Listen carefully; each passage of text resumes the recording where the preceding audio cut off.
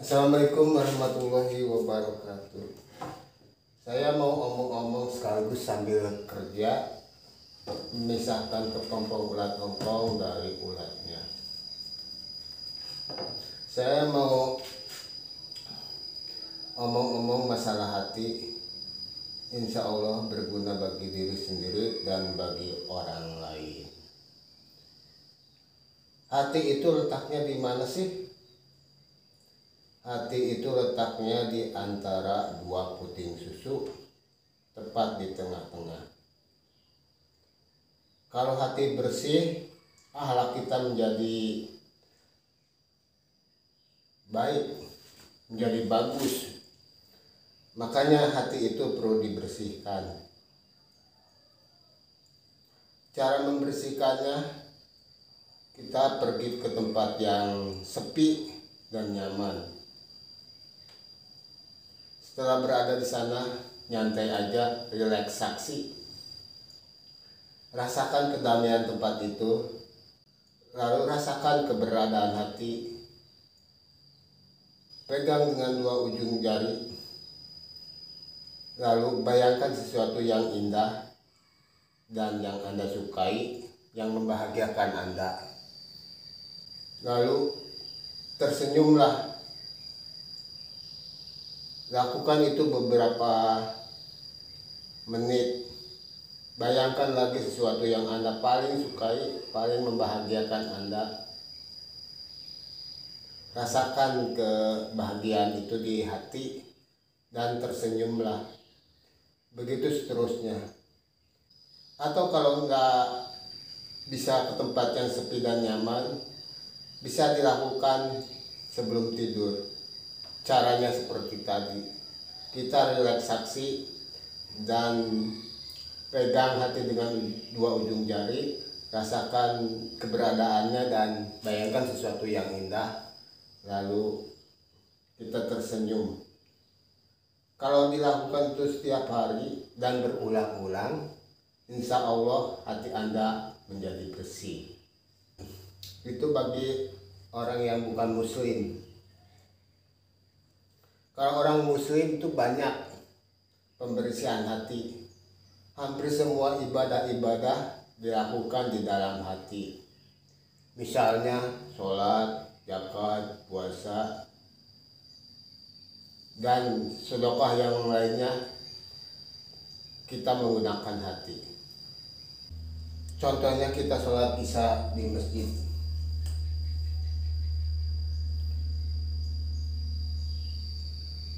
Kita melaksanakan niat di dalam hati.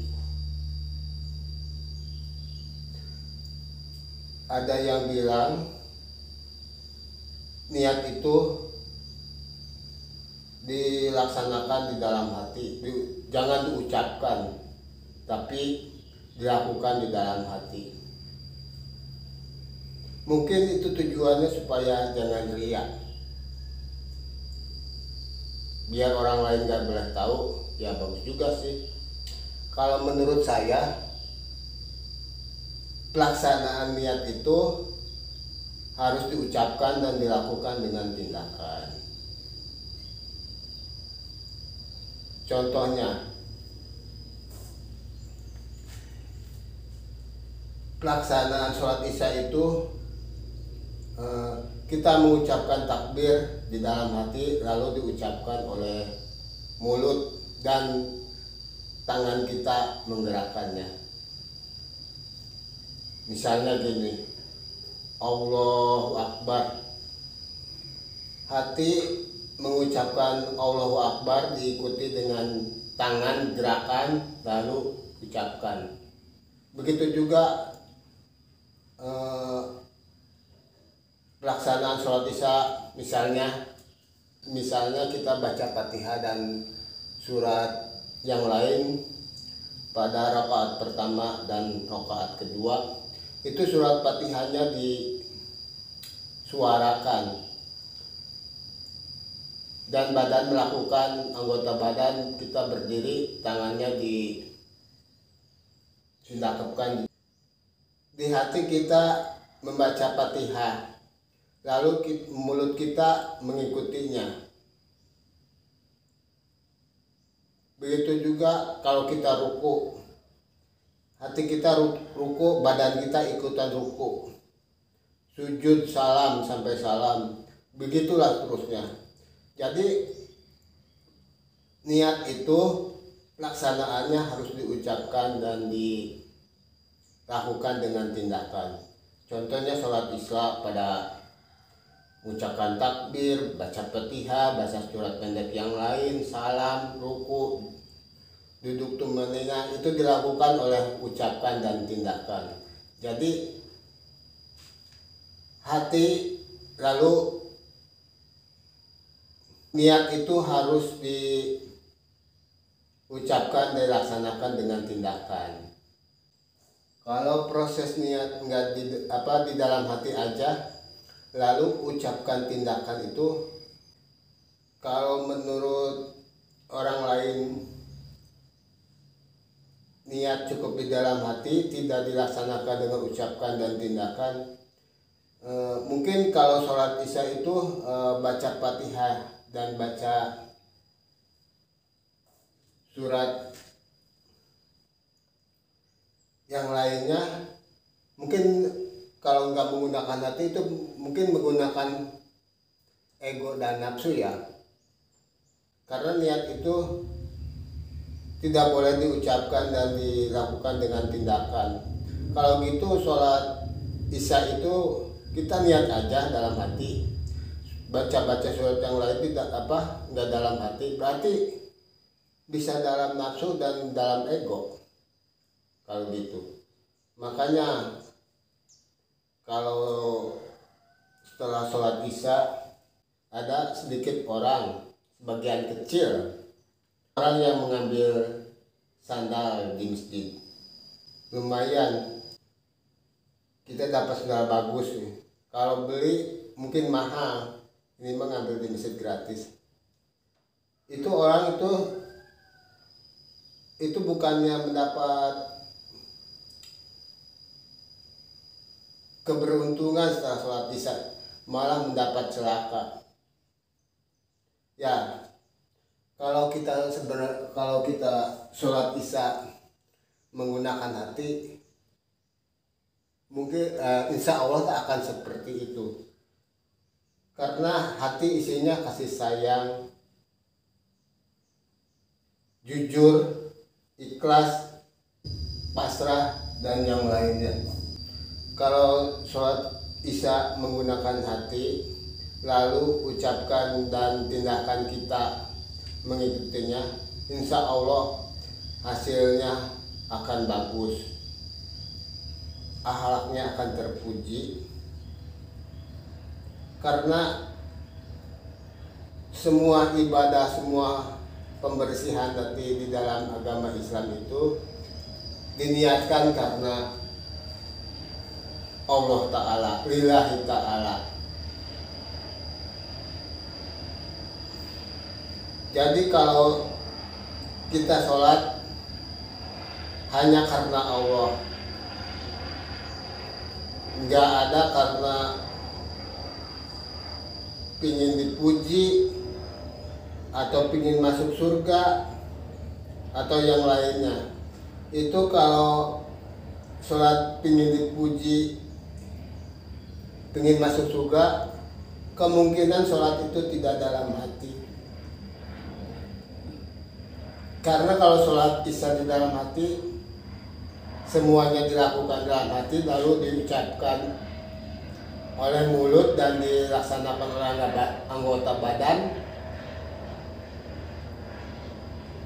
karena Allah lagi, itu hasilnya bagus. Nggak ada yang seperti tadi, pulang-pulang sholat bawa sandal orang. Jadi kalau di dalam Islam semua ibadah diniatkan dalam hati. Jangan diniatkan aja, tapi harus dilakukan dengan ucapan dan dilakukan dengan tindakan. Semuanya harus dalam hati. hati melakukan, mulut mengucapkan, dan badan kita melakukan gerakan yang ada di dalam hati, lalu diikuti oleh badan kita, gerakan kita. Contohnya, bila kita mau mancing, saya ngajak ke temen, "Kang, mancing yuk." Saya mah lagi pegal nih, badan lagi pegal, besok aja saya mah. "Kamu mancing?" "Iya, saya mau mancing jam 8 ntar." Setelah jam 8, teman saya lihat saya bawa golok lalu ke kebun. Loh, ini orang katanya mau mancing, kok mau bawa golok lalu ke kebun sih? Apa pikiran dia udah nggak waras, kata teman saya. Pas pulangnya saya ditanya oleh teman saya yang tadi, "Mana dapatnya, banyak enggak?" "Tuh banyak tuh," kata saya. "Ada 10 kilo lebih," sambil liatin ikatan kayu bakar 2 ikat itu. "Loh, ini kayu bakar bukan ikan. Katanya kamu mancing," kata dia. "Iya, itu mancing, itu hasilnya tuh. Kayu bakar," kata saya. "Udah, saya pulang dulu nih, badan saya nggak enak nih." Dia pergi aja sampai bengong-bengong dia. Katanya mancing, tahu-taunya bawa kayu bakar. Coba. Ya itulah, kalau niat dilaksanakan dengan keinginan kita. Jangan niat mancing bawa golok ke kebun, itu dianggap gila. Ya pastilah, orang mau mancing seharusnya bawa kail dan bawa umpan, lalu pergi ke selokan, ke kali, atau ke empang. Ini mah malah bawa golok ke kebun. Apa tidak gila? Ya mungkin kalau orang liatin seperti itu, ada orang disangka gila itu. Ya begitu juga kalau niat kita nggak sesuai dengan hati. Niat sholat di dalam hati, lalu sholatnya itu nggak pakai hati, mungkin pakai ego sama nafsu. Ya begitu, kemana aja sholat, bacaan, tapi pikiran dan tindakan itu kemana-mana. Ya makanya ada yang sebagian kecil setelah pulang sholat ada yang bawa sendal orang. Ya itu mah nggak di dalam hati sholatnya, itu pikiran kemana-mana aja itu. Mungkin dalam sholat pikirannya ntar pulang-pulang bawa sendal, saya nggak punya sendal nih, udah jelek sendal saya mau ambil yang bagus, mungkin gitu.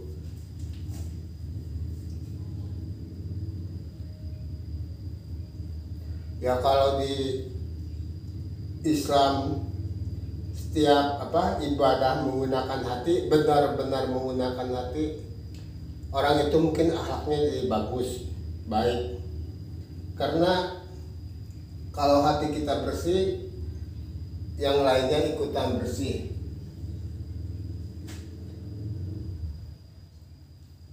Tidak akan bohong, tidak akan riya,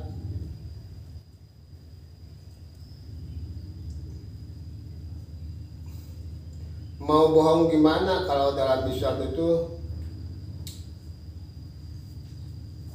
semua perintah Allah dilaksanakan karena Allah, bukan karena dia. Ya ngapain bohong? Bukan keinginan dia, itu keinginan Allah, lillahi ta'ala, karena Allah. Jadi segimanapun orang keadaannya, dia tetap sabar, nyaman, hatinya selalu tenang, karena semua tindakan dia dilakukan karena Allah Subhanahu wa Ta'ala. Dia mencari nafkah karena Allah untuk menghidupi keluarganya. Jadi usahanya itu mau hasil mau enggak diserahkan kepada Allah.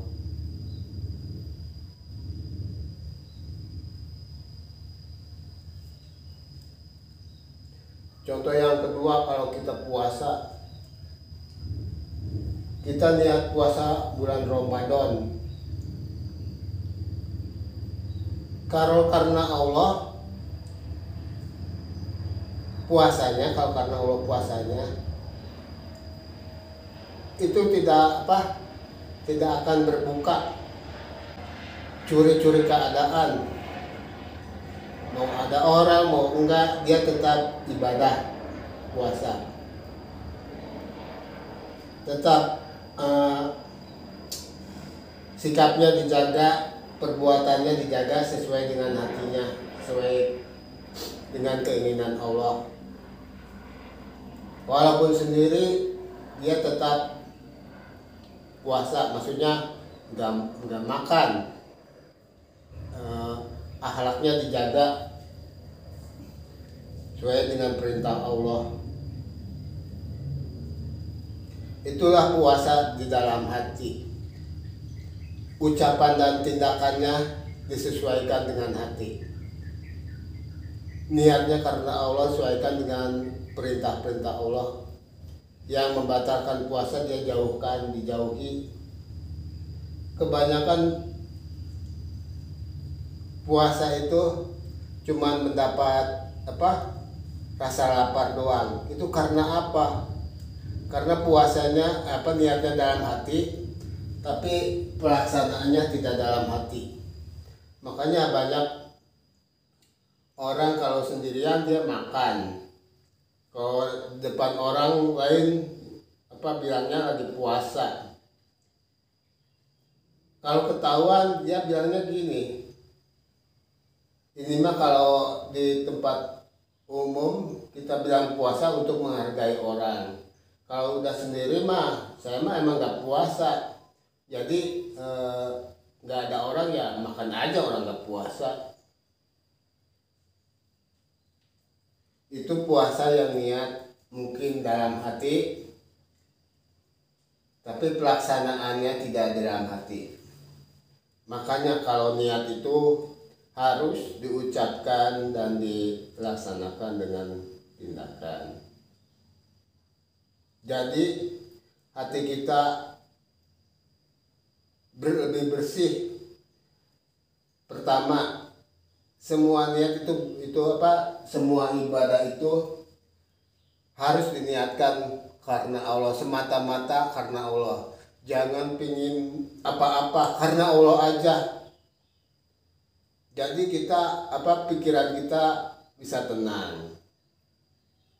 Dan gak takut masuk neraka, gak bahagia masuk surga, karena ibadah dia semata-mata karena Allah.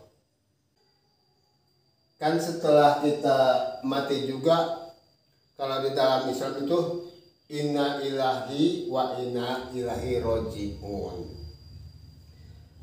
Asal dari rahmat Allah, kita harus kembali ke rahmat Allah. Jadi kita ada di sini dekat rahmat Allah, dan kembali juga insya Allah dengan rahmat Allah juga. Jangan kita ada di sini di dunia ini berkat rahmat Allah, dan kembalinya berkat laknat Allah. A'udzubillahi min dzalik. Jangan seperti itu. Kita harus kembali dengan rahmat Allah juga lah. orang berada di dunia itu karena rahmat Allah. Jadi ya kalau niat kita dilakukan di dalam hati lalu dilaksanakan dengan ucapan dan tindakan, insya Allah akhlak kita akan menjadi bagus, akhlak kita akan menjadi baik.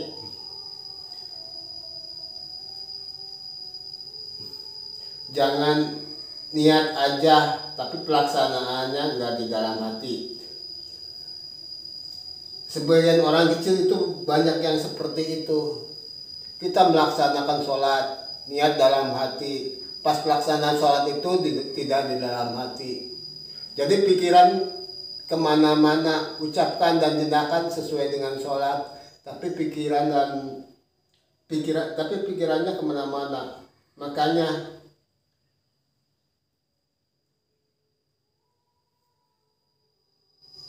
banyak orang yang makanya ada sebagian kecil yang setelah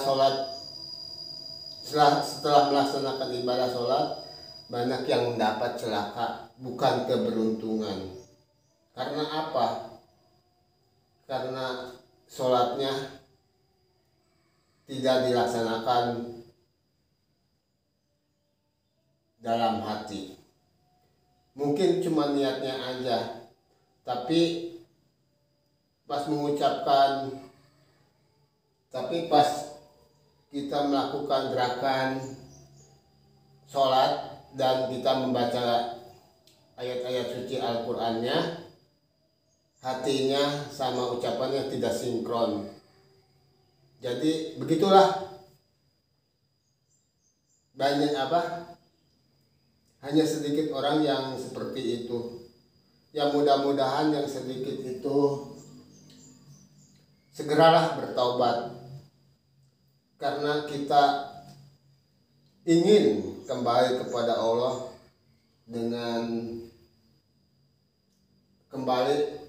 karena kita ingin kembalinya ke alam akhirat itu dengan rahmat Allah dan bukan dengan laknatullah.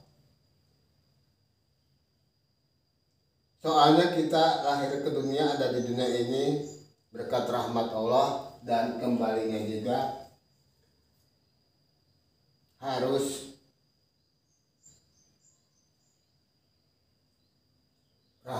berkat rahmat Allah juga. Misalnya sini nih, saya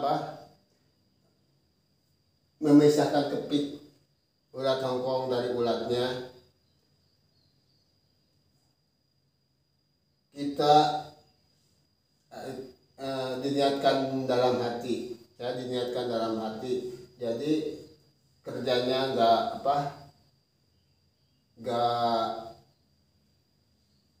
diperintah sama nafsu dan sama ego, tapi dilaksanakan di dalam hati, lalu dilakukan dengan tindakannya seperti ini, pelan-pelan, santai.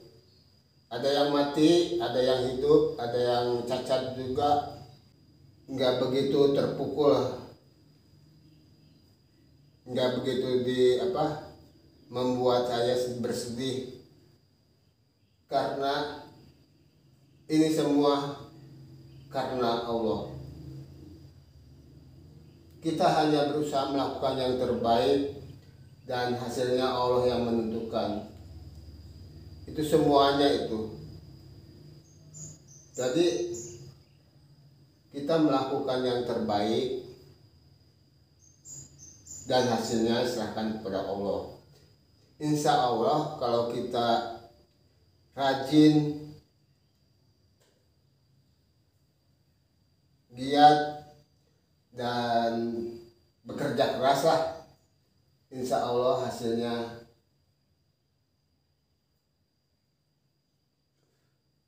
bagus. Karena Allah tidak akan merubah kalau kitanya sendiri tidak merubah.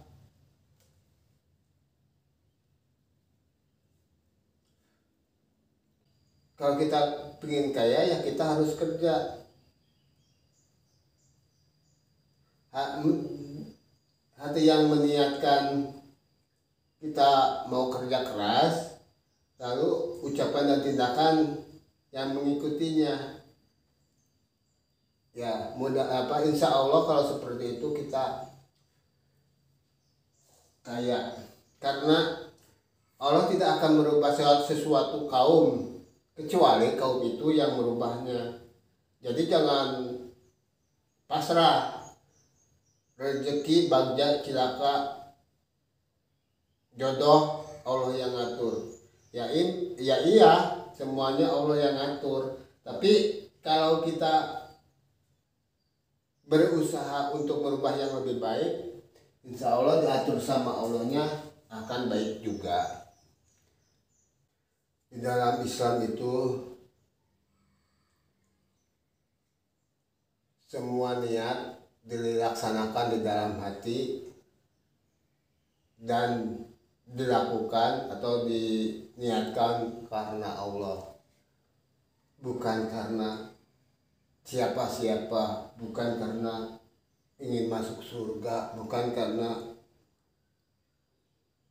ingin pekerjaan. Ya mungkin semuanya ingin masuk surga, termasuk saya sendiri. Tapi jangan ibadah itu menduakan. Ibadah sholat ingin masuk surga, tapi niatnya lillahi ta'ala, karena Allah tok, bukan karena apa-apa. Wa ma yaya wa mamati lillahi rabbil alamin. Hidupku matiku ibadahku karena Allah Subhanahu wa taala. Dalam sholat itu nggak ada hidupku matiku karena surga atau karena pekerjaan, nggak ada. Niatnya karena Allah. Hidupku matiku ibadahku karena Allah Subhanahu wa ta'ala.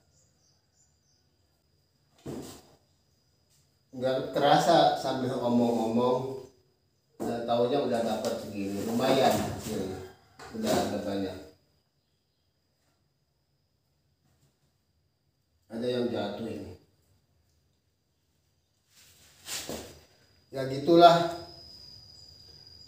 Kalau keseharian kita diniatkan dalam hati karena Allah, dalam apapun, misalnya dalam bekerja lah seperti ini, diniatkan karena Allah semata-mata untuk menghidupi keluarga, untuk menghidupi anak-anak kita. Bisa juga kita kerja, tapi diniatkan karena Allah untuk beli mobil atau motor gitu ya, nggak apa-apa itu, baik-baik bagus-bagus aja, karena niatnya karena Allah, dilaksanakan karena Allah, dan beli mobil juga atau beli itu juga karena Allah untuk kesenangan atau untuk kebutuhan keluarga kita juga, misalnya untuk pergi ke pasar, untuk belanja, untuk pergi ke masjid, untuk siar agama, itu bagus itu.